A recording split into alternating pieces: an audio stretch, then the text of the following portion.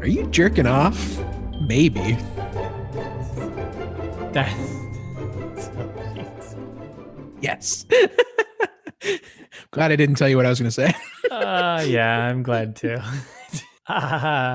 So if you're hearing our voices, that means it's time for It's This Meets That podcast where we watch several movies. So you don't have to, but you probably should. I'm Russ. I'm Jared.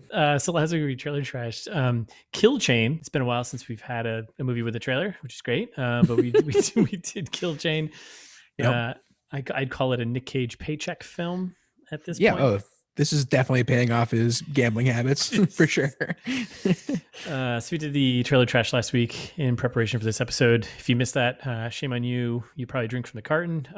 But Jared, you want to give us a quick recap of Kill Chain? Sure. So the tagline that we read on the last one is, I think, the actual tagline and describes possibly every movie ever made. Yeah. Yeah, like 3 people get into some hijinks.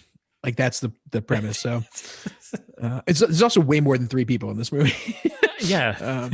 I'm not sure who they're referring to. So anyway, the real description of this, which actually just I think is not bad.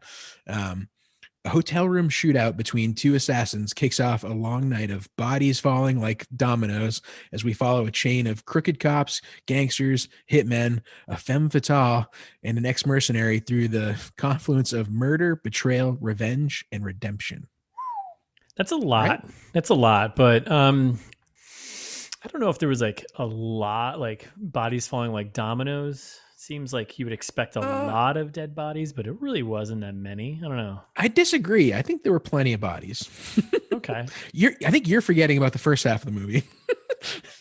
Maybe. This movie's very evenly split, I think, into 2 separate movies. Yeah, it's like some other movie, and then the Nic Cage movie. Right. Which, yeah, we'll get to. I got even more furious now that you said that. Yeah. But yeah, there's a lot. There's a lot in that description. But it's. But I would watch that. That sounds good. Like that's a good description of a movie, right? Yeah. Yes. Like way better than three people get into some shenanigans. It could be anything. But yeah, I think let's talk about the trailer. And now we've seen the movie. I think we watched the trailer, we came to the end. We're like, there really wasn't that much for us to trash. No, it looked decent. Like it looked like it was going to be a Nicolas Cage movie, which I'm here for. Yes. Yeah. I know we did throw out some concerns though, that was like, is this gonna be one of those, like they're pushing Nicolas Cage, but he's only in the movie for like 5 minutes? And it was.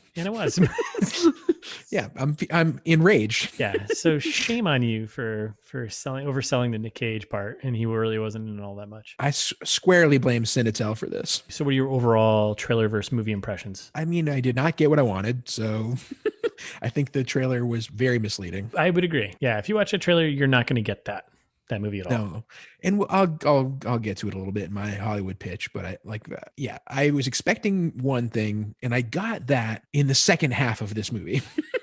The trailer is only for the second half of the movie. Yes, right.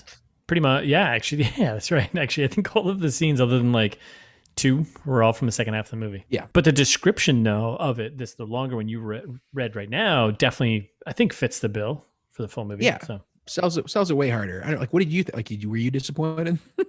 As disappointed as me? Yeah. I thought this was going to be like Nic Cage just being Nic Cage for an hour and a half, which is what you want. Yes, that's what I signed up for. When I sign up for a Nic Cage movie, I want him in the movie. If it's an hour and a half long, if it's 90 minutes, I want 85 minutes of Nic Cage. Yeah, that's 2.5 minutes of credits on either end, and we're good to go. I think that's totally reasonable. I want Humanity Bureau. Like I want Lord of War. I want a good Nic Cage movie, or I want something like The Travesty, but still mostly has him in it. Yeah. This was just, I think we got the wool pulled over our eyes a little bit. All right. So let's move along then. So, quick info. So it's written and directed by Ken Sanzel. Sure. Sanzo. Yeah. Sansi. So Ken has been he's been in the industry for 20 years, and he's like, looking up at all of his credits, he's kind of like a working, just Hollywood journeyman. Journeyman of Hollywood. I think he got to start with writing so this is a good tie-in to an older episode of ours, but he got to start with a creator and writing a pilot episode of Lawless, which was baffling to me. I never heard of this. So Lawless, which I kind of remember this, 1997 with Brian Bosworth. Yeah, I was 8. And I think I'm pretty sure is Kate Bosworth's dad, Brian Bosworth, the old former Seattle Seahawks. Yeah, the Boz. Yeah, the Boz. Kate Bosworth's dad, Kate Bosworth. If anyone listened to the Force of Nature episode, I mentioned many times, and Jared was still confused then too. Yeah, there's a Nazi in that one. Then there's a guy who plays a Nazi, and Kate Bosworth, the Boz's daughter. Yeah. But he's been kind of a working man. So he did that. And then I think between 2005, 2010, he did this show called Numbers where he wrote and directed a bunch of episodes, keeping him busy. And then he's done a few. That's supposed to be good. Yeah. I mean, I hear I've heard good things. And then for actors, of course, we've got Nic Cage, debatable. Top billing for sure. Yeah. Top billing never in this movie. Never in this movie. Yeah, Academy, really in the trailer, they had a whole title card for him. Academy Award winner, Nic Cage. And you're like, oh, he was, I think, this movie's short. It's an hour and a half, right? Hour and 32 minutes, something like that. Yep. And he was probably in 35 to 40 minutes of it. Yeah. Well, yeah. I mean, yeah. For top billing, you'd expect him to be in more of it. Yeah, exactly. But it makes sense when I've only heard of one other person in this movie. So yeah. So then who else we have? So it's not a really big, it's not a big cast, but there's Annabelle Acosta who plays the main character. She plays the main character, which is weird, but what are you gonna say? The twice credited. In one on IMDb, she has a name. Right, Renata. Mm-hmm. And then in the actual movie, she's credited as the woman in red. Yeah, the lady in red, right? Yeah. Okay, sure. Which we'll probably call her just because it'll make it easier. Yeah, if you flip over to the IMDb page, just the names of the characters that get billing in this is great on its own. Oh yeah. It's like, so you got Nicolas Cage going by Aranya, which is, I don't know if I pronounced that correctly, which is spider in Spanish, right? Huge spoiler. Right, massive spoiler, right? Yeah. So sorry again, spoilers from whatever. At least this point. From this point, yeah. Usually it's a little bit later, but whatever. They don't know that. Nope.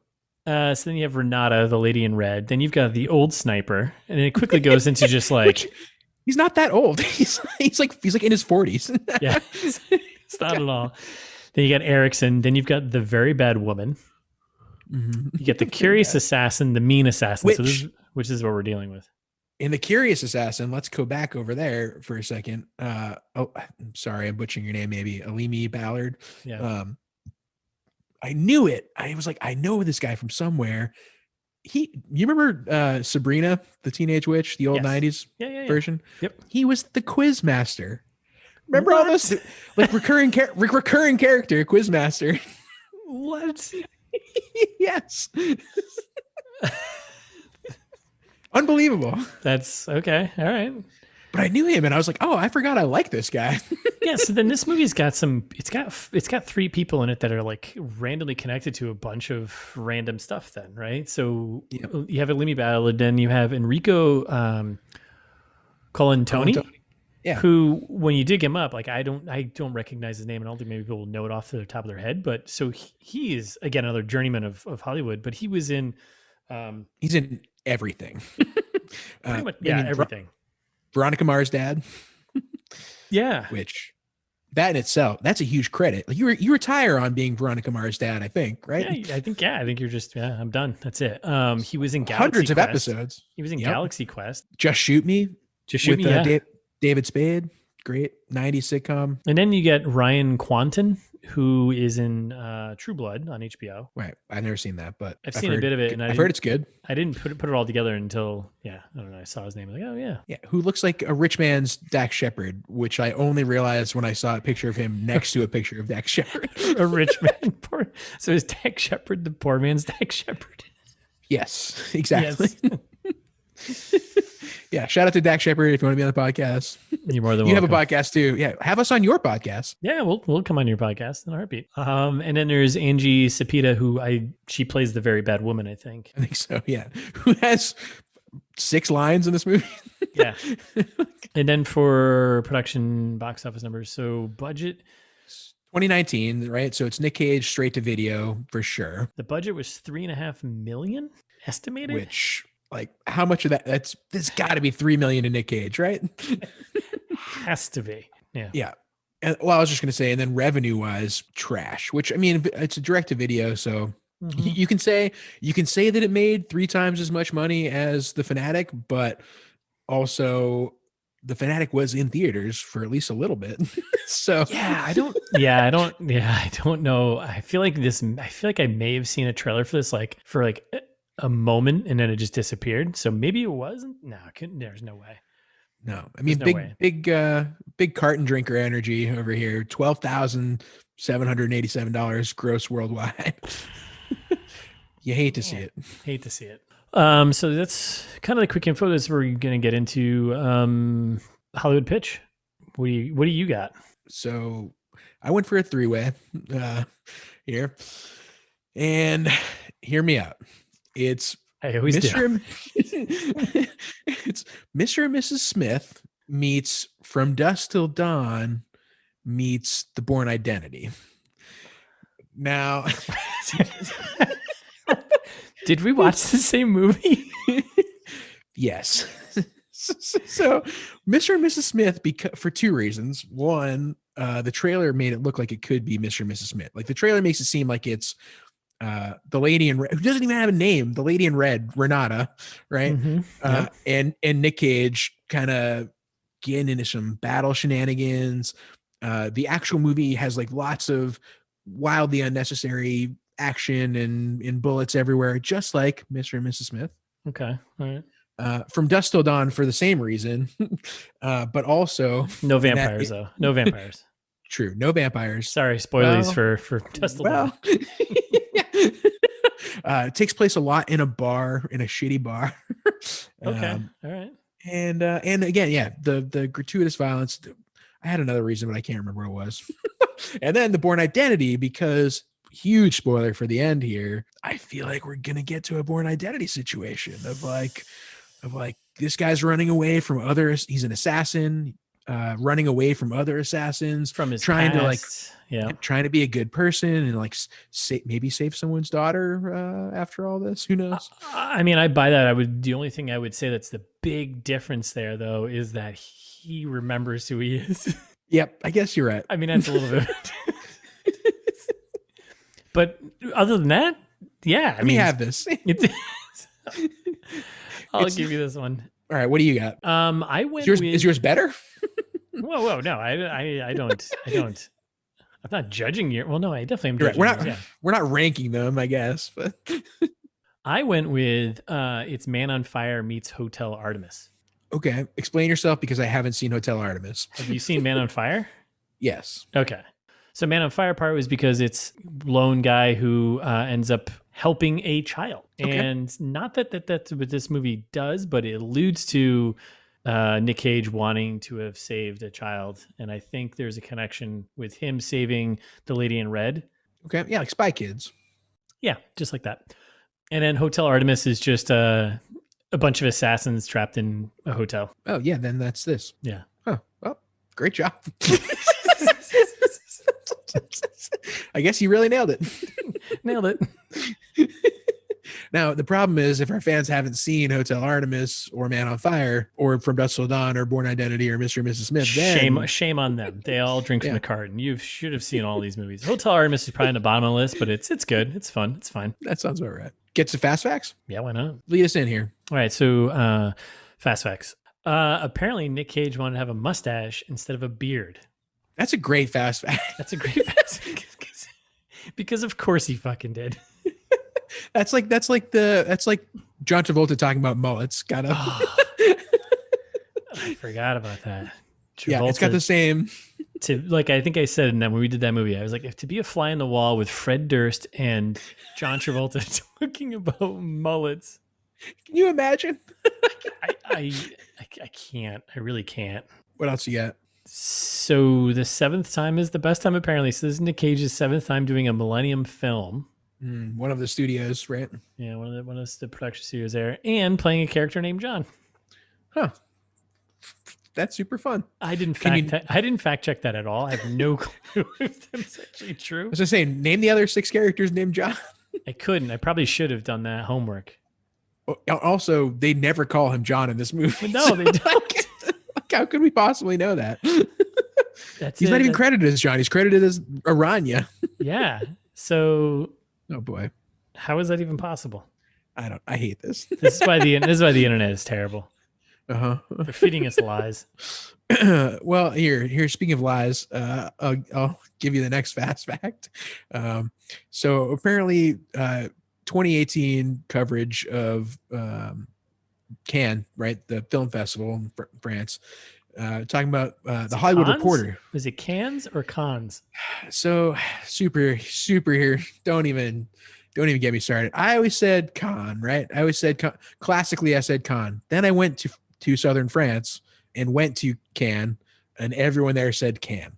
And so okay, I started saying Cannes. Khan is a character from a Star Trek movie. Cannes is the place. Exactly. Okay. That's exactly what the people in Cannes said. They were like, Khan is a character in Star Trek. So anyway, if you're in France and you happen to be, or Canada, we'll take Canada too, and you're listening to a podcast, tell us how Cannes is pronounced.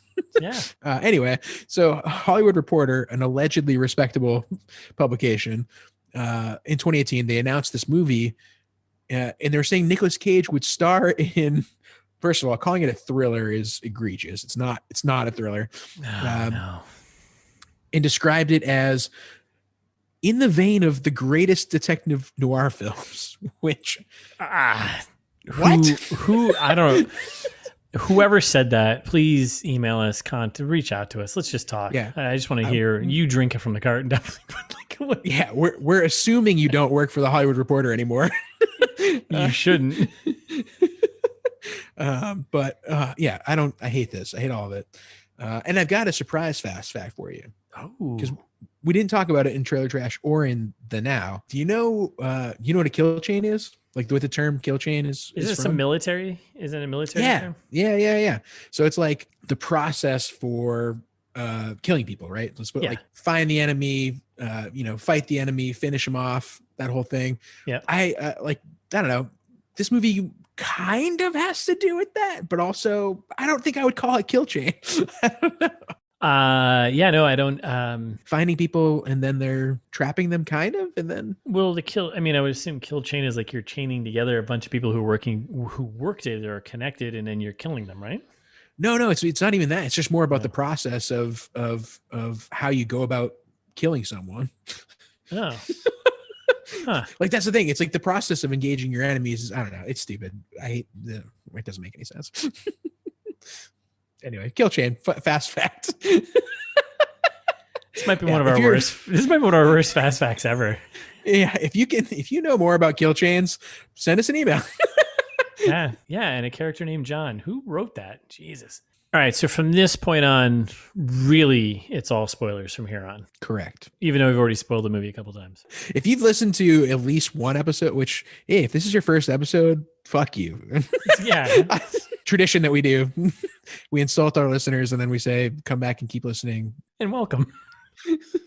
Spoilers. Everything is spoilers. We all talk about spoilers all the time. All the time. 24/7 spoilers. So a lot of times we spoil other movies too. Like it's Gwyneth Paltrow's head in the box. Don't forget. All right, so here we go. We're getting into it. Opening credits. My favorite part. Here, Jared loves this part. So here we go. We got a bunch of production companies. Boom, boom, boom. Cinetel Films. Mm-hmm. Which I love on Wikipedia. Their description is like a low budget film studio. Oh, come on. Come on. Look at yourself better than that, you know? Just say film studio. Yeah. Have some self-esteem, Cinetel Films. Yeah. Grow up. So Cinetel Films, and we got Millennium Media, who's actually a pretty reasonably sized, I think, indie kind of middle budget. If you say so. I've never heard of them, but I think I'm giving them more credit than they deserve. And then we got Saturn Films, ETA Films. What happened to VVS? Like VVS was the star of the show in Trailer Trash.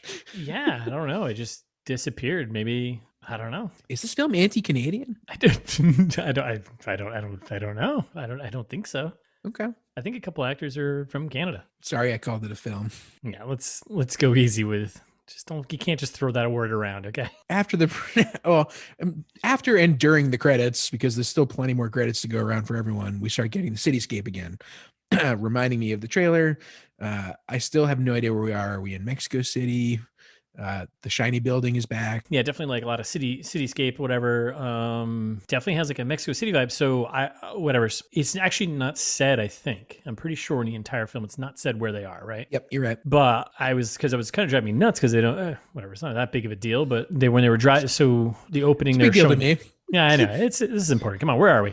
Oh, we should look to the license plates. Damn. Yeah, so they cut back and forth between like, over the top, over the head shots of the city, and then, typical pans of the city, and then like shot from like the car driving around the city, getting some shots of locals and stuff like that. And I caught a sign that said, was it Universidad de Andes? So I was like, here we go. Okay. Let's do some in the Andes, huh? Okay. Let me do some investigative journalism, because I think that's what we are at this point. And I looked up, and that is a university in Colombia. Bogota. Yeah, Bogota. Colombia. Yep. So that's where we are. Okay, that makes sense, I guess. And I think, it's definitely never specified, and I guess it doesn't matter. It doesn't matter that much. No, it's not really that important. Huh. Okay. Good to know, though. Looks nice. Cool city. And then more credits. Then this is when we get ETA. We get Saturn. Like, I love a good movie that keeps the credits going 5 minutes in. So many people involved. We should probably call this out now, though. Again, our investigative journalism, we collectively, I think, don't think there's any shenanigans going on here. Doesn't feel like producer count feels about right. Production companies, 3 out of 4 are all pretty legit. I think Nicolas Cage has had his fair share of run-ins with the law, and at this point, probably only works with legit companies. He's got to keep it on the clean, on the up and up. So. Yeah. I think there are a couple of court cases I'm thinking of in particular. Nicolas Cage, if you want to be on the podcast, we love you, and I would love that. So we won't talk about the court cases. Yeah, we're going to move on from that before we get shut down entirely. Are these guys driving a Buick? I don't know. So we're just following around this car, and then we finally get to this car that we've been following around in the opening credits. It finally stops, pulls over, 2 guys hop out. Immediately I get this feeling this movie was shot on a phone. I don't know if you got that feeling, that vibe, but well, everything is, I talked about it a lot because it bothered me. Everything is super shaky cam. It feels like it's on a phone. Yes. I could totally agree. Yeah. It's kind of weird because like you have movies like Collateral. You remember that movie?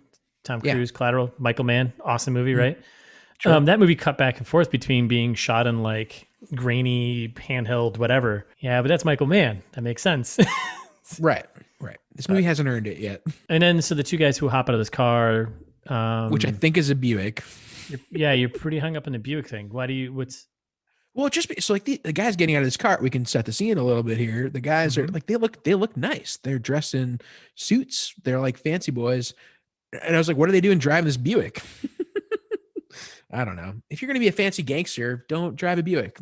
What's wrong with the Buick? Come on. You know exactly what's wrong with Buicks.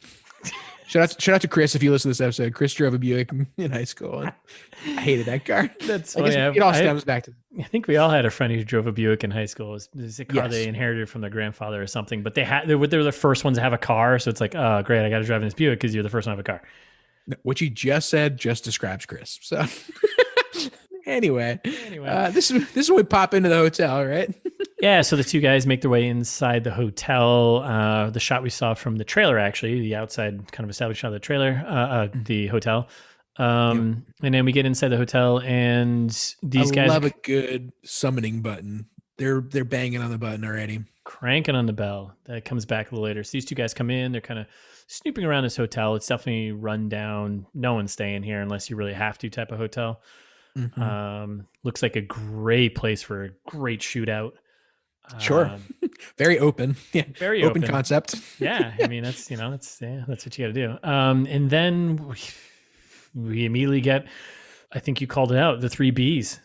Yep. Bra, blood, Beretta, possibly. I had to pick a gun brand that started with B. I buy it. Whatever. It's fine. It works. Coming in hot. Real hot. Yeah, coming in hot. We just have bloody woman who is our lady in red, Renata. But we're going to call her the lady in red. Yeah, I might call her Renata here and there. And this is immediately, I was like, oh, we're having a moment of... we're already in the future. What's going to end up happening is the rest of this movie is going to be a build up to back to this point again. Yeah, my favorite trope. Start at the end and work our way backwards. It's like kind of like abused at this point, right? Like at least they didn't do like the 16 hours earlier, like Force of Nature or whatever else we watched. 10 minutes gone. Speed kills.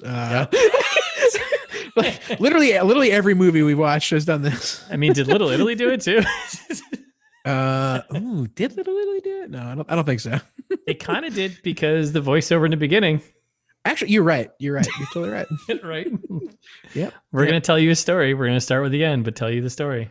Huh. Is that the sign of a bad movie? No, there are good movies that do that. Oh, there definitely are, but they handle it better. Yeah. We finally get Nic Cage. So we get some Nic Cage. He greets the bad guys. And at this point, we're already like 10 minutes into the movie somehow. Like they spent a lot of time. So like this movie's short. It's like an hour and 32 minutes. There's probably 15 minutes of it that is cityscape.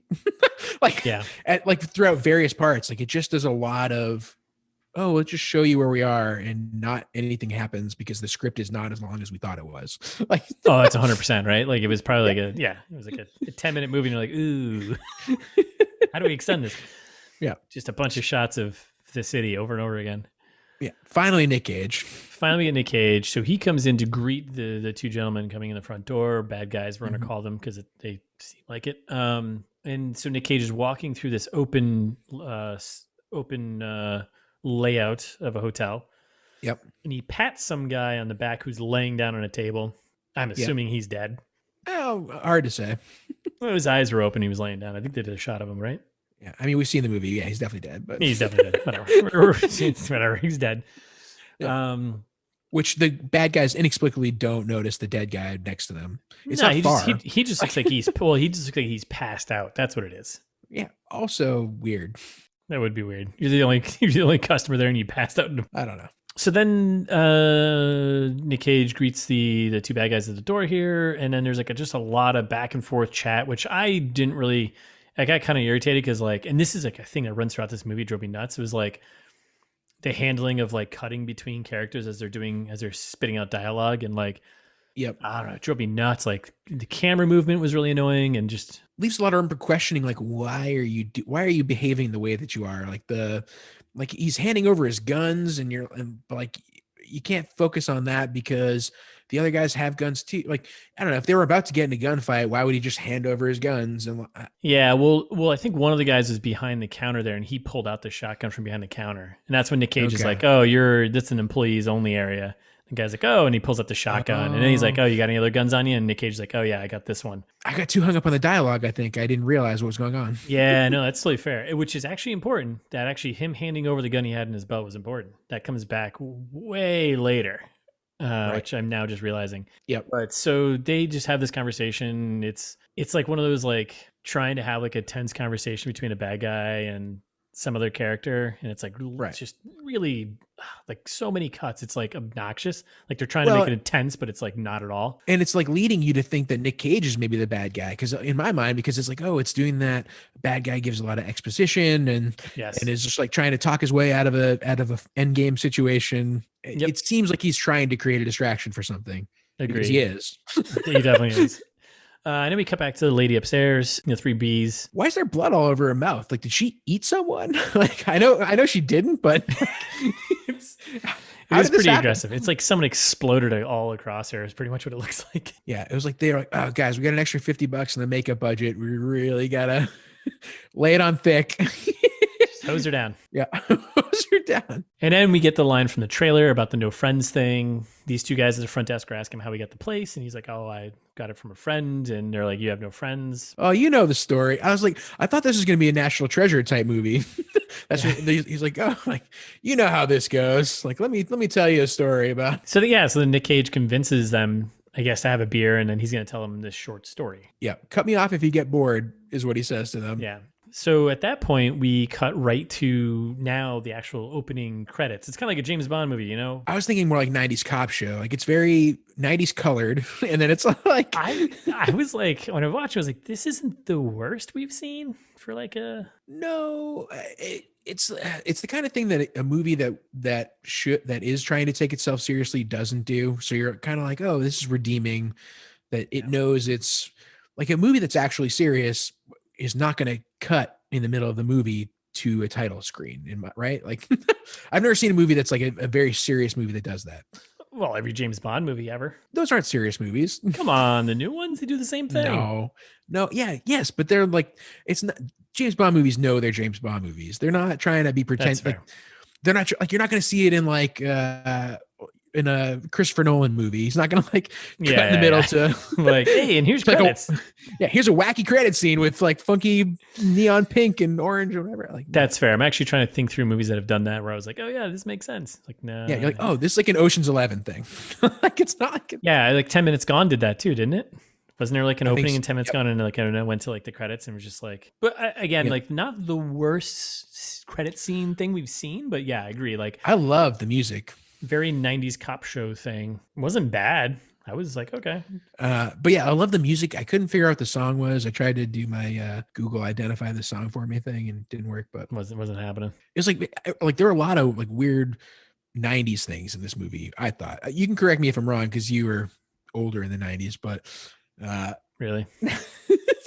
Really? But like there are so many things where I was just like, oh, I've been here and done this before. Thanks, Enrico Colantoni, who's definitely from the 90s. Okay. Yeah, who knows? Yeah, from every 90s thing. Anyway, okay. Sorry, I mean the old sniper. The old sniper, please. In his late 40s, the old sniper. Speaking of old sniper, so after the credits, when we cut to hotel, whatever room in the city across the way from the hotel, right? Yep. And we are with, what was his name again? Enrico Colantoni. Yeah, the guy who's been in a bunch of stuff. Yeah. And the old sniper. And it's him in this room, and he's talking about a rice cooker. Yeah. You know anything about rice cookers? I don't. No, me neither. I think you just get one, and that's the end of the conversation. I don't think it's like a lot of work to get a rice cooker. Do you have one? No, I cook my rice on the stove. I do too, like a normal human being. Yeah, just boil a little water, simmer a little water, lid on that, steam it at the end. Rice cookers. This might be controversial, like the milk cart drinking, but I think rice cooker. I don't know. It seems kind of lazy. Yeah, if you like rice cookers, send us an email. Yeah, let us know. What's the benefits? Just cook it on a stovetop. Like, what's the problem? And I like this guy. Like this guy is in. He's so good as Veronica Mars' dad. Like he's a good actor. I like him. Yeah, I have no problems either. He doesn't deserve this movie. No, he doesn't. So this scene, let's just set it up though. Like this is a really long part of the movie. Yeah, this isn't a scene. This is actually this is the first half of the movie. It's 30 minutes long, if I remember correctly. Yeah. Maybe a little bit longer. Yeah. I wrote down timestamps later on. So you did? Okay. All right. So, all right. I'll let you handle that. Cause I was like, this is a really, really, this isn't a scene. This is the first act of a movie. Setting up his sniper nest, right? He's getting his table start. He like wakes up in the evening. Well, it all takes place over the evening, right? It's all the same night, right? So, yep. He's like moving tables around and he's getting his blinds in order to be kind of shut, but not quite shut. But not quite shut at all. He's calling his handler. We're going to call it the handler, the person on the phone. Yep. Who is like apparently his friend, or they've been working together for 10 years, which is they make very clear. Yep. There's a lot of exposition going on in here and none of it makes like they don't. The reason why I didn't like it is that they give you a lot of exposition and none of it makes any sense because we don't have any context. Like I didn't actually understand this movie until the end, like until almost at the end. I was like, oh, Yeah, part of me was like, oh, I see what you're going for, and I was like, like the whole plot and all that sort of stuff. I wasn't that offended by it, but I was just like, oh, the execution could have been so much better, and this would have been actually probably a good movie.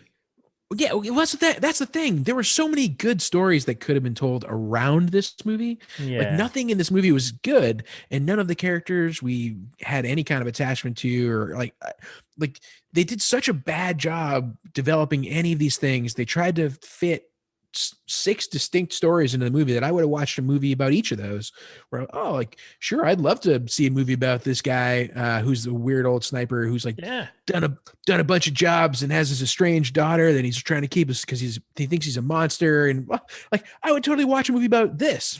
And yeah, I agree. Like I don't know, it was kind of all disjointed, but I also until you get to the end, you don't realize that I think this is after the credits roll. All right, it kind of makes more sense now when like you have the opening and then he's like, when Nic Cage, sorry, going back a little bit, when Nic Cage says like, oh, let me tell you a short story, they cut to the credits, right? And then they cut to this. So this is him basically starting this telling of the story to the two bad guys from the beginning, right? Right. Well, okay. Sure. I don't know. I just wanted I think that's how that was supposed to be set up, but yeah, it doesn't like there's no way he could know this story happening either. So it's unclear. Yeah, I guess that's true. There's no possible way he could know this, given the timeline that happens later at the end of the movie. So yeah, that's true. So either way, so we're still the sniper guy. Like we said, this is like a 35-minute long. He's got a dead wife. He's got a daughter. We get all the information about him, like all of it in his 30 minutes. He's calling his daughter. Sounds like he's trying to make up with her. Like they had some falling out or something. Rice cooker joke keeps coming back, which I thought would be like a recurring joke. It's not. And I thought it's not funny to begin with. No, it's not funny to begin with. And also she's super sad and she thinks it's her fault. Like, what did I do, Dad? Like, why can't I see you? And apparently it's been 5 years, which come to find out later on what exactly happened 5 years ago. Yeah. But like, they don't make it interesting enough. I don't really care. You know? Yeah, like she says, oh, this isn't normal. You're like, yeah, I agree, daughter. Like, none of this makes any sense. None of this is normal. And you're not selling me on the story right now either. You're just like, oh, okay. Yeah. And I mean, at the end, every one of these characters connect in some way at the very end. Yeah, kind of. But it's just like, and I get what they're going for, which is like, oh, I like this. I like that. But it's so flimsy. That's the only problem. Right. Like they tried to make it we picked on Kevin Spacey earlier. Like The Usual Suspects is good. Like it's a really good movie. Yeah, exactly. Oh yeah. Yeah. It's absolutely a great movie. Yeah. So like this is not that. It was clearly trying to be that where it's like, oh yeah, at the end, we're going to tie everything together in a weird twist, but it doesn't work. No, it doesn't. But I see what they were going for and I was like on board, but it just doesn't execution. Just doesn't. There's no payoff, right? So he's still in here. He's doing his thing. Set up. They like point out the other sniper across the street, and you're like, "Oh, is this going to be a sniper fight? Are we about to have a sniper fight?" Which I'm into. Excited. I was like, I'm into a sniper fight. This is great. Where's Nic Cage? We're 30 minutes into this. Where's Nic Cage? Yeah. No, at this point, we're still only like 10 minutes in this movie. I don't. Yeah, and this goes on for another 20 minutes. Like this whole thing. Nothing has happened. And then it focuses a lot on the sex workers in the street, which are like these inexplicably American sex workers. Yeah. In Colombia or wherever we are. Where we are, right? Like, yeah. What? I didn't even pick up on that. Well, and they know. So here's the thing is like, you don't really pick up on it, sure. But then at the same time, they call it out explicitly. Do you remember when she was like, oh, I want a little taste of home? Like, wait. Like, what's the setup here? What are you trying to say is happening wherever this is? God. Okay. Yeah. Right. Yeah. Okay. So there's that. So he's still, so again, this is a really long scene. So there's not much else. He's still just in his sniper hotel room here, kind of prepping things. He's talking to his daughter. There's a lot of exposition about him, his past. we learn pretty much everything about him. He's talking to someone on the phone. Guy's like, hey, we've been doing this for 10 years together or whatever, not tell you the truth because he spots another sniper across the way. Right. Then he does a whole thing where he pops out. He talks to some of the hookers down on the street. Sex worker, Russ. Sorry, is that the proper terminology? Yes. I didn't know it's okay. that. Oh, yeah, man. It's okay. I forgive you. I apologize. Sex workers down on the street. Yeah, inexplicably American again. Like they, like, why is everyone an American here? Like, yeah, I don't know. And then he signals to have one of them come up, right? Right, and like, is he going to use her as bait? Like, which I don't care for. Which he does. But at the same time, like I was thinking maybe they're in on it. I don't know. Like maybe I didn't know. I had no way. I didn't think they're in on it. No, I think I thought he was just gonna like call her up, and then I was like, what he ends up doing is like having her stand by the window and like, because this is the like the zoom out of this is happening in parallel to some of the things that are happening seemingly downstairs in the hotel, right? Later on we'll find out, and like we see the Buick out front. Yes. And it's like, that's where like, oh, okay, it's all starting to connect. Like we don't really recognize that until later on as being, this is when Nic Cage was having a smoke downstairs when the Buick was there gathering intel and then doing a drive around the block. Right, because when he calls the sex worker up to his room, he's like, oh, do you recognize this car? How long has it been there? Blah, blah, blah. She's like, oh yeah, I exactly did my job with one of them. And isn't it the other one that's having a smoke with Nicolas Cage, right? The blonde one? Yes. Yeah. Yep. So yeah, like they're it's trying to be a smart movie. Oh, I missed that part. Oh, so is that it's trying to be a smart movie, but it's not. I mean, I got the part with the car and all that, but I didn't realize that's supposed to be running in parallel when Nicolas Cage comes out and has the smoke later on. Right, and he sees the Buick then, and he's like, "Oh, that's weird." Right. Okay, I didn't catch that parallel, but I caught the Buick thing, and it was like, okay, this is very close in timeline, but right. Not that it was okay. All right. All right. And then meanwhile, we've got our bait sex worker upstairs with Enrico, Sniper. The old sniper. Yep. And we get a couple of really good gem lines that I almost, one of these I did use as the quote, and one of them I almost used as the quote. When he instructs her to go stand by the window. He said, go stand by the window, take your top off, go look out the window. Do you see the car? She's like, no, what are you talking about? I was waiting for her to get sniped, by the way. I thought the other sniper was going to shoot her. I thought I was like, oh, he's setting her up for a bait to get shot right now. Like that's exactly what I thought. But then she just goes, because she's looking out the window and not at him. She's like, are you jerking off? He goes, maybe. Why would you do that? And then my second favorite that I almost used is the quote at the beginning. She says, so you really don't want to fuck? And he says, no, not since my daughter was 14. And I was like, wait, who wrote these lines in sequence like that? Why would you? Yeah, sure. I guess I get the old sniper hasn't been laid since his daughter was 14, but he's making it sound like he had sex with his 14-year-old daughter. Yeah, it's not a good. No, and coupling that with the information earlier of like, oh, he hasn't seen her in 5 years. You're like, wait, is she 19? She's in college. We know she's at UPenn. Did you fuck your daughter 5 years ago? What is going on? This is just. Again, I would watch a movie about this probably. I don't know. Like there's definitely a lot of drama here. This character seems interesting. I'm not going to, and we never learn anything about him. Shit, sorry. I'm just putting something together. Is a Skoda a kind of car? Is that a brand of a car? I have no idea. So they kept saying blue Skoda, and I'm thinking maybe that was like a navy blue Skoda or whatever. In the subtitles, it is. Oh, interesting. Okay. So in the subtitles, it was spelled E with an accent, Koda.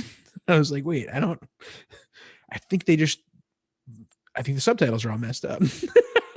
Okay, but that looks like so that's not the Buick. That's a way cooler car. It definitely is. It's a car. Okay, so that must be the car they were driving, right? The blue Skoda. Yep. Oh, Oh. okay. Sorry, I called it out because the subtitle spelled it weird, but now I No, we're just idiots. We should have done some more homework. Mm-hmm. Then after he's using her as bait in the window, he sends her to the roof of the building across the way where we know the sniper is, right? Yeah. That's the next thing that happens. I was like, okay, so now she's definitely going to die. Yeah. And finally we get our sniper fight. This is when it really starts to drag for me because this is probably 25, 30 minutes in the movie, like you said. By the end of this whole thing, we're 45 minutes into an hour and a half long movie. Yeah, it's so slow. Another thing I want to call out too, now thinking about at the end of this movie, so the old sniper, so he sends this sex worker to basically her doom. So it's twice now, and he's got a point where it's twice now where he is just let innocent people go to their death. Yeah. Which we're gonna get to at the end, which is like, that's messed up. Well, didn't he learn his lesson the first time? He was supposed to like he's an absolute garbage person. Terrible. So they're having a snipe off. You can still see him through the windows, and then what do you got? They're having a snipe off, but they're on the phone with each other. They're also talking to each other on the phone while they're having a snipe off. Oh, right, because he asks for the worker's phone number, and when she gets up there, he calls her, says, hand your phone to the guy there, and then that's when the guy Sanchez, sniper, he's just like, grabs her. He's like, yeah, I got her under whatever, blah, blah. And now the old sniper's like, oh, I feel bad. Or I don't know. It's just like, what are you doing, man? Like, love when he keeps calling the old sniper Viejo. And I'm like, new nickname for Russ? You know what? Listen, Viejo. This episode's over right now. Cue the music. Oh, we're just getting started. So then he hangs up the phone with Sanchez, and he goes, and Sanchez kind of disappears, whatever, right? And then that was the other sniper.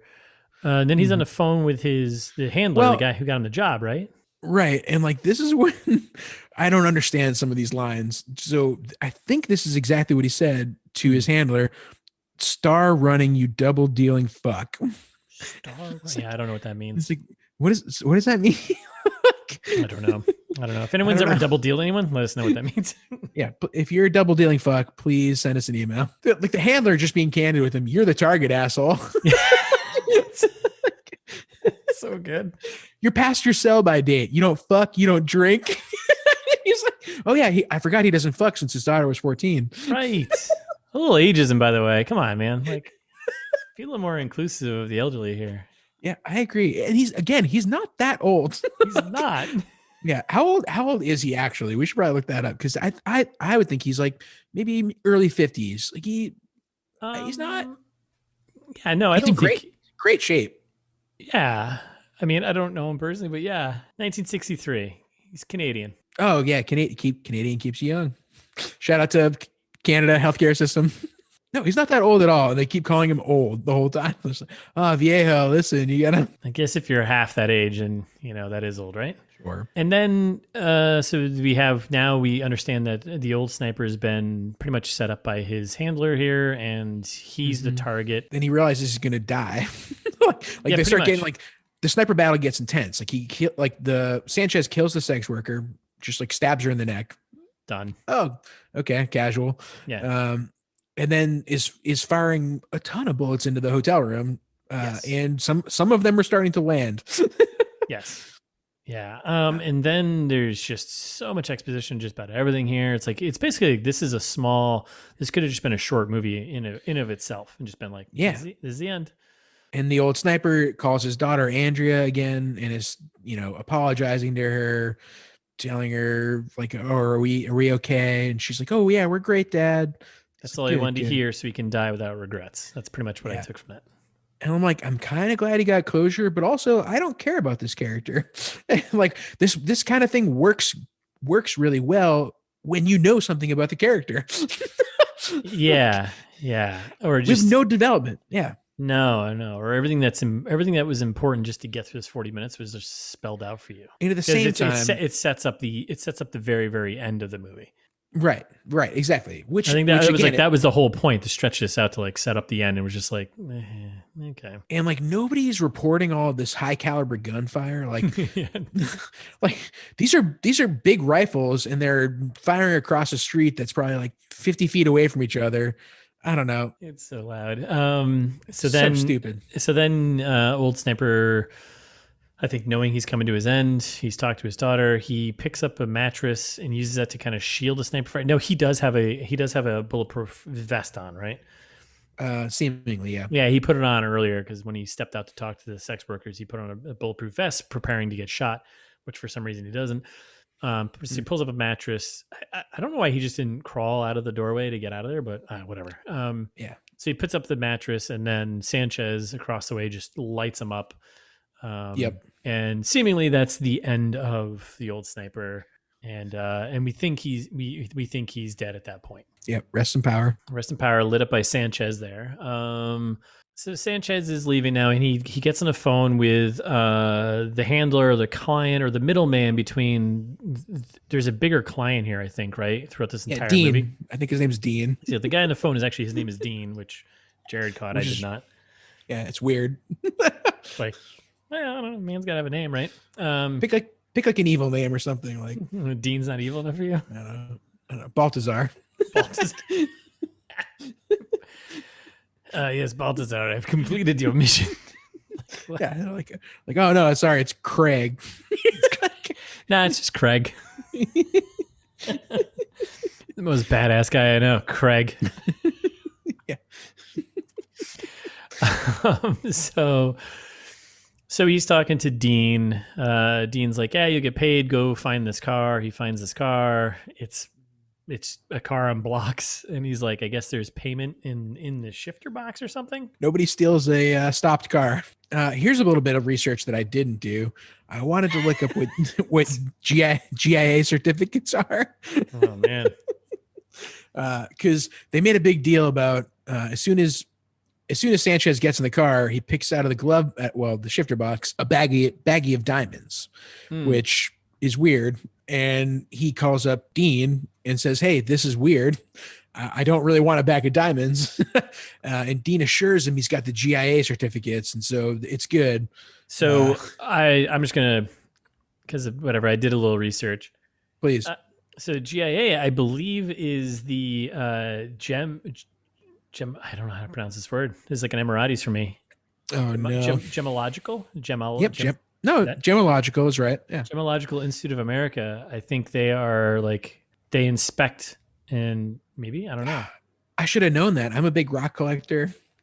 I used to be a big rock collector. Are you, though? You have a lot of rocks at home? I do, actually. Well, they're not in my house right now. I have them in storage up in New Hampshire and in a storage locker in Londonderry. Shout out to Londonderry. I don't know if this is true. I mean, we could maybe reach out to someone from the GIA, but this is a thing, GIA.edu. I think it's like it's an official research and report for maybe verifying verifying they're not the blood diamonds that we know they are later. Yeah, all right, that seems credible. So yeah, he's complaining about these GIA, doesn't want diamonds, but fine, whatever. Dean very explicitly says, I've got the certificates. I'll call you in a month. Smell you later. Hangs up. And this is when the police show up. It's finally, somebody's investigating all this wild gunfire. Yeah. And except, come to find out, it's Miguel and Lance.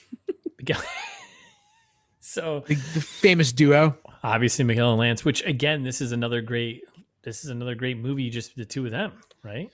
Yeah, I would watch a Miguel and Lance movie for sure. So it's Miguel, who is the local cop in Colombia there, and then Lance Erickson, who's also a local cop, but is inexplicably American. He's got the same logos and everything on his jacket. Oh, so that was okay. I didn't get this either, because when he turned around and his jacket said federal agent, so I thought he would FBI federal agent, U.S. federal agent. He was working with, they were. No, it said Federales, and I think it was just Oh, I thought it just said federal, because Miguel is just a cop. He's just a regular cop. He's not like a federal agent. Yeah, I don't know the rules in Colombia, but I'm assuming might be like like Brazil's police are like military police. It's federales is a thing.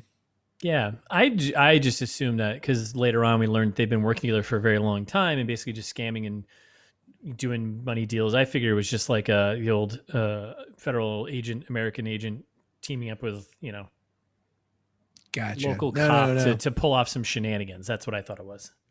And that would make sense, but I don't think they explained it that way. I think you're giving them too much credit.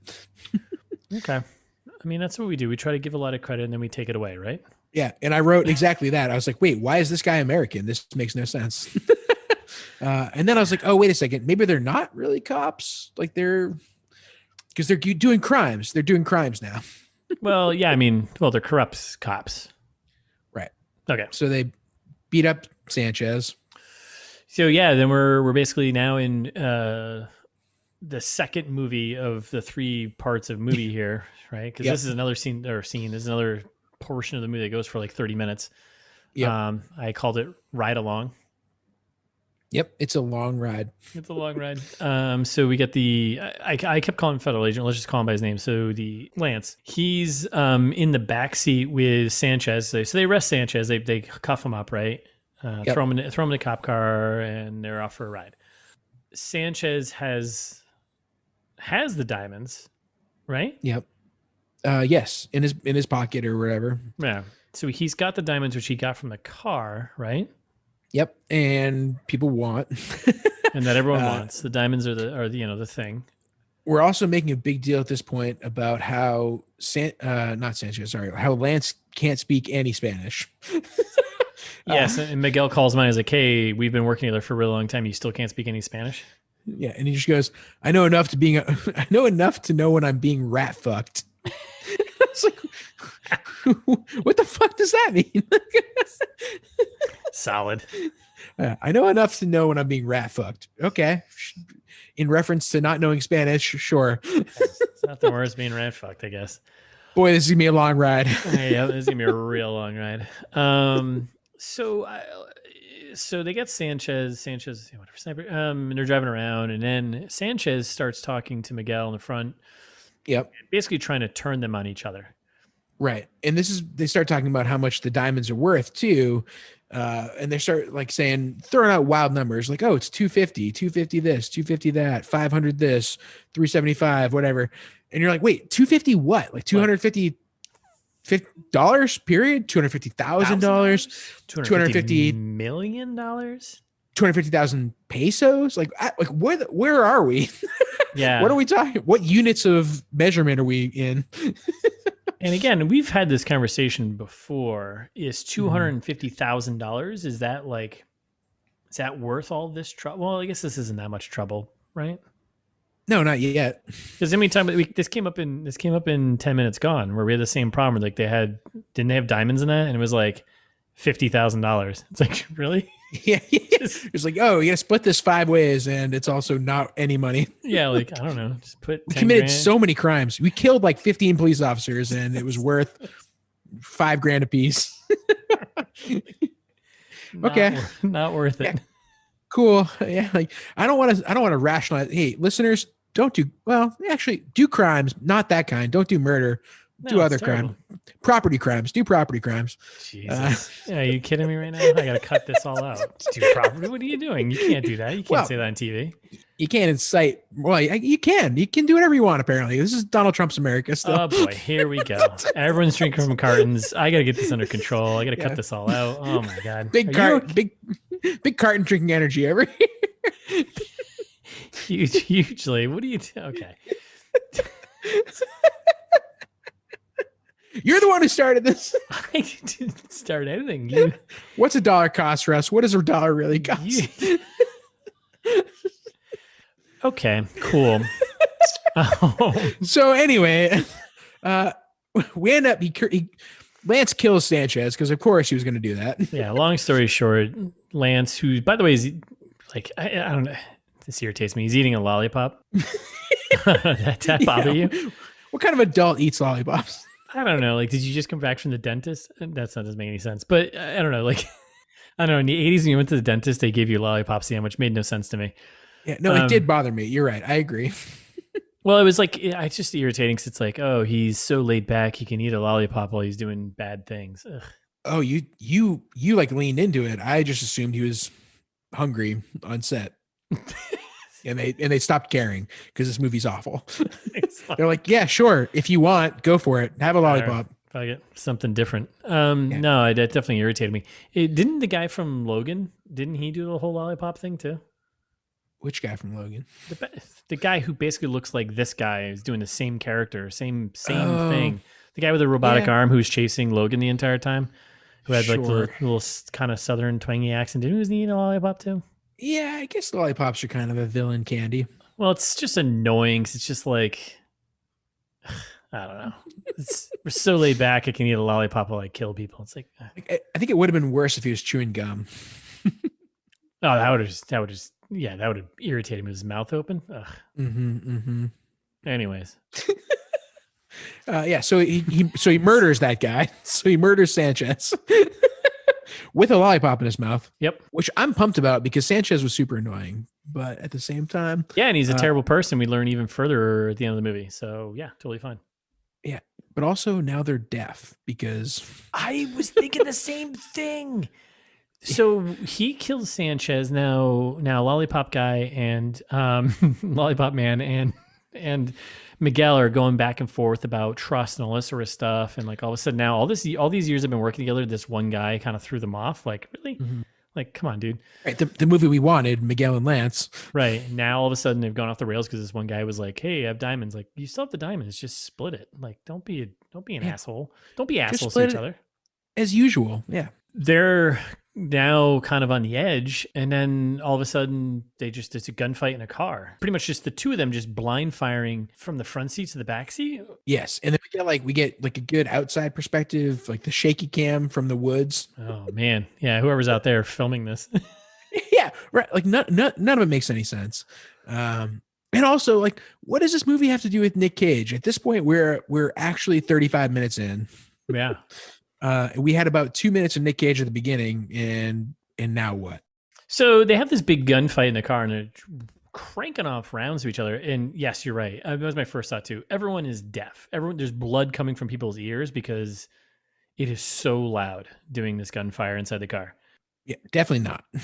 You don't think so? Well, no, the impact of like the gunfire in there. You don't think so? No way. It's not gonna blow out the windows, but you're gonna be deaf for sure. There's no doubt everyone's deaf. Like the dead guy, he's dead, so he's not deaf. But you know what I mean? Well, he is. But like, if it did blow out the windows, you wouldn't be as deaf. Like, I think that's part of it. It's like this is ruining your ears because it's just reverberating around inside the car.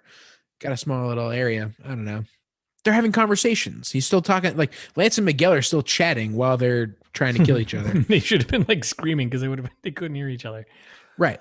Exactly. So this is going on for actually a little bit longer than I think I wanted it to. And then they have like this little inside-outside car battle. So the car finally stops. Miguel gets out of the front. He's kind of like working his way around. Lollipop Man is inside with the dead body still kind of on him. He's been using it as a shield the entire time.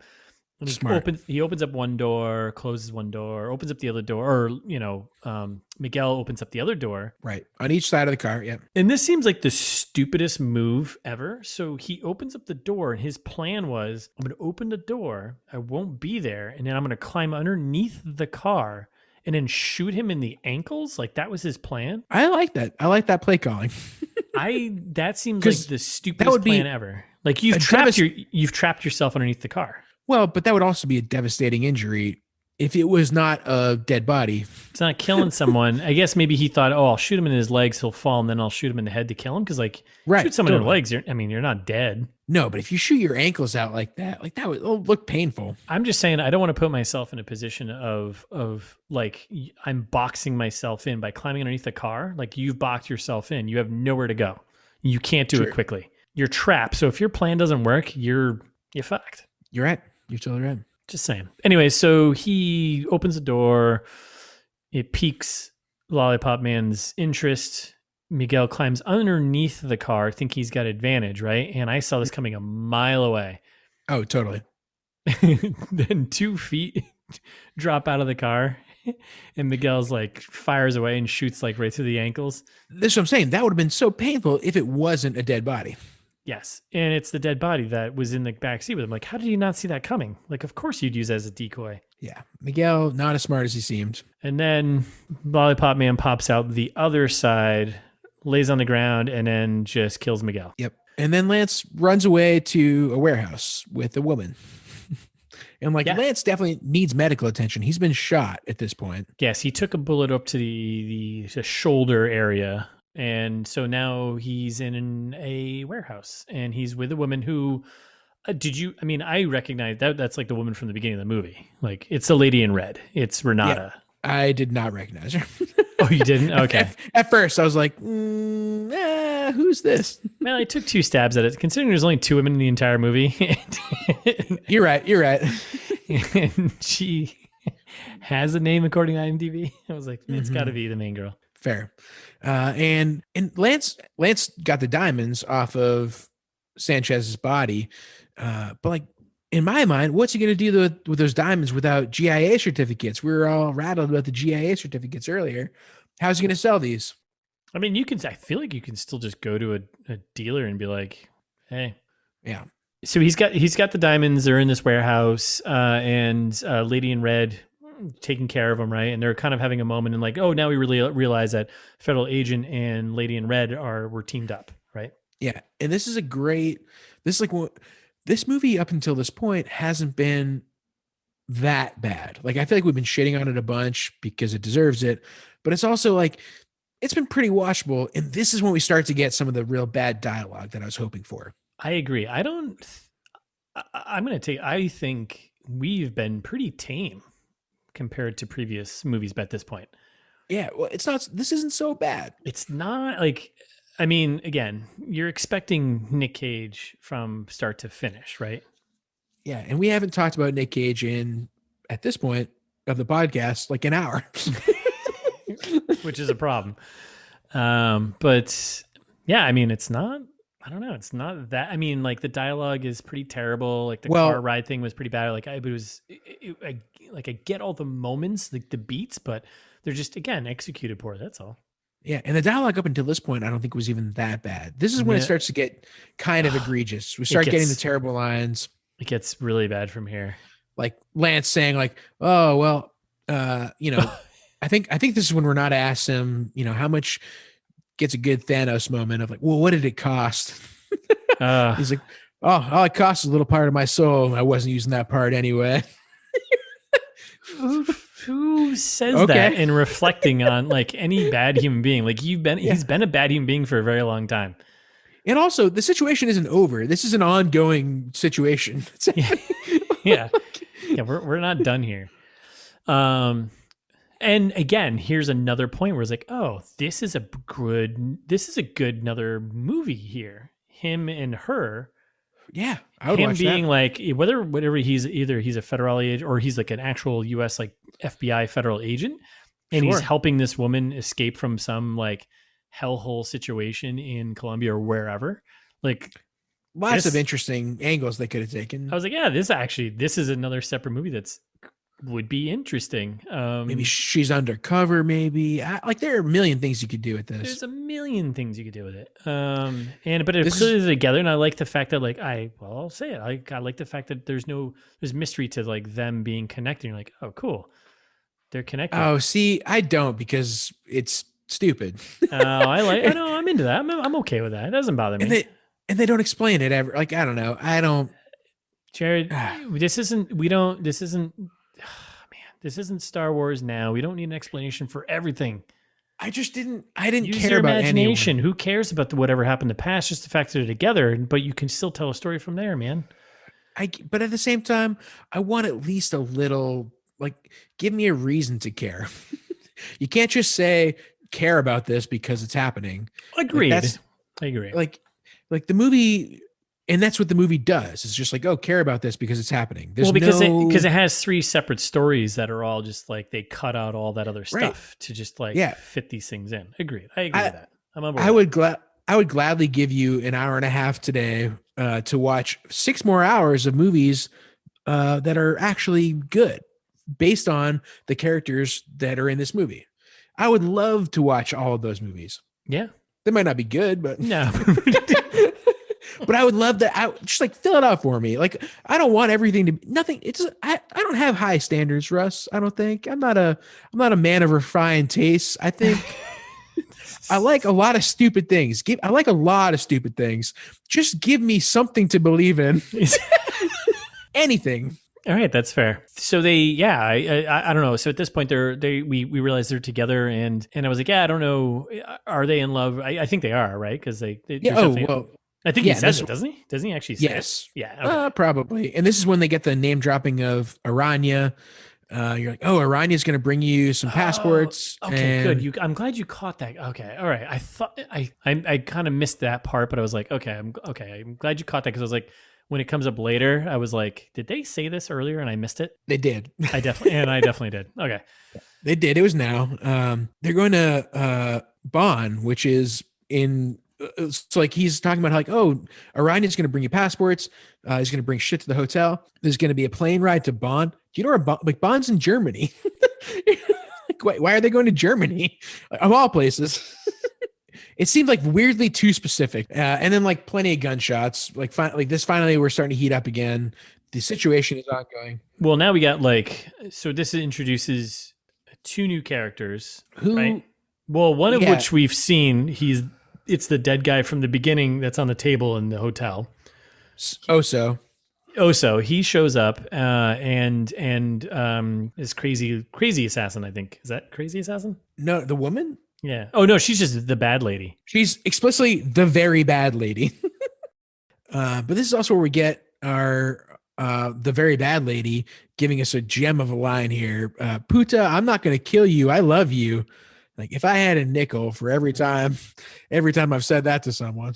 Also, it's very confusing to me now. What is their relationship? Like, are they lovers? Does she work for her? Like, yeah. Are they shipping it? What is going on here? I don't know. I'm pulling that. That's what the kids call it, right?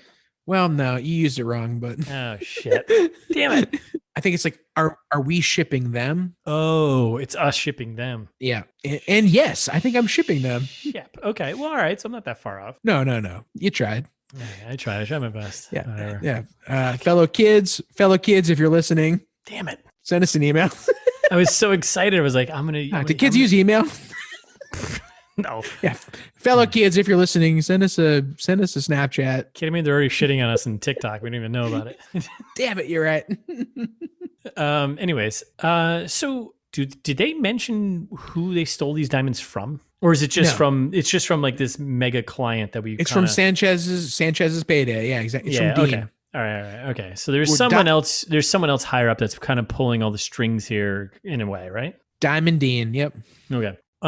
So we get the 2 new. So we're still in the warehouse. We get this Oso, and then we get who is the guy who's dead in the very beginning of the movie. Then Nic Cage pats on his back, and then we get very bad lady. And then we get very bad lady. Yelling, gunfight.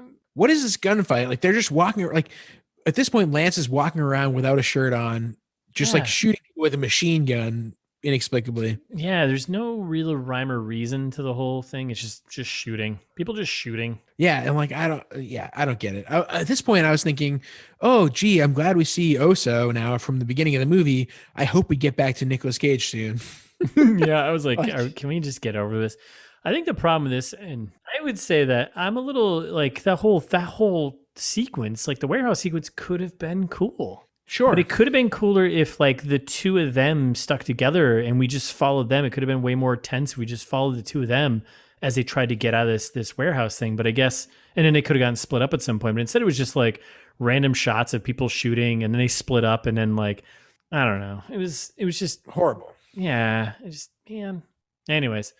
So at this point, we like, this is kind of where it gets unclear. So I guess apparently they tell us later in the movie, this is when Lance dies in the gunfight, which we all kind of have to assume because it's not, we don't see it. It's not explicit at all. Cause like, yeah, what happens is, so they split up, Lance and Lady in Red, and she kind of escapes on her own. But while she's trying to escape, we can hear Lance gets caught, and we can hear him being, what sounds like he's being tortured or whatever it's not very clear that he's actually killed, but by the end of the movie, he's not around anymore. And I think they do say later on he died. Yeah. Yeah. I don't know. They could have just been a little more clear with that. Like, yeah, that's not. Then it's just like cuts to a van. Yeah. Renata's outside. She's Lady in the Red. She's out at a van. So much shaky cam following her to the van. It's not adding anything. Like they could have just done this regularly and it would have been fine. It's adding zero tension. Yeah. And then there's like the weird sexy van scene. So they're riding around town, right? They're riding around town for too long. Like this is probably a 5 to 6 minute scene. Well, one second, just to set this scene though. So she gets out of the warehouse and she sneaks up on someone who's basically unloading sodas to a vendor and basically just hijacks this guy who's doing his job. Right. Right. Yep. It's kind of important, right? Because it actually, when she gets to the end, it's important. But like, so she hijacks this guy and he's like, yeah, I'm just doing my job, whatever. And she's like, hey, he's like, should I see that it's you or did I see that you have a gun to my back? Yeah. And whatever. So she gets in the van and basically hijacks him as like, just drive. And yeah, then this is like this really weird, like, I guess we have to see her in her bra and underwear moment. Yeah, exactly. And the music is like, it's very 90s, like, it's like, I don't know, it's like really weird, sexy music is happening. And it's like we transported to like a like mid 90s Jean-Claude Van Damme, like, you know, sex scene where it's like saxophone and like really bad music. Yeah. She's like, I don't care if you look, just don't crash us. Okay. To the driver. Yeah. Like, what? Like, just change and let's move on. Like, yeah, I don't think you can do both those things at the same time. Right. So I don't know. It's just like things that make no sense to be. Whatever. Well, and like she has a bunch of weird dialogue at the end about something about a devil, something about killing, regardless of the story that they're telling. It's very confusing to me. Yeah, she's basically just telling him like, well, she basically just killed him in a way. Like she's basically like, yeah, if you go back to your job, they're going to come, whoever's hunting me is going to come find you and is going to be like, where'd she go? And no matter what, you're going to end up dead. So she just gives him a bunch of money. He's like, you know, here you go. Here's a bunch of money. Do whatever you want. Just don't go back to your job. It's like, thanks, lady. And then she gets out of the van and doesn't close the door. Who does that? Like, wow, so fucking rude. It's a nightmare. I'm so mad. And we haven't talked about Nicolas Cage in an hour, but at this point, like this is almost exactly halfway through the movie. Yeah, we've hit it. I think we've hit it. So apologies, listeners. I know you wanted more Nicolas Cage, but thank you for listening and bearing with us. And in the meantime, you can follow us on Instagram at It's This Meets That, and we're ITMT Pod on Twitter. Or you can send us an email at itsthismeetsthat@gmail.com. As always, you can find all our episodes at itsthismeetsthat.com. But yeah, listen on Thursday when we get to Nic Cage. I hope so. Till then.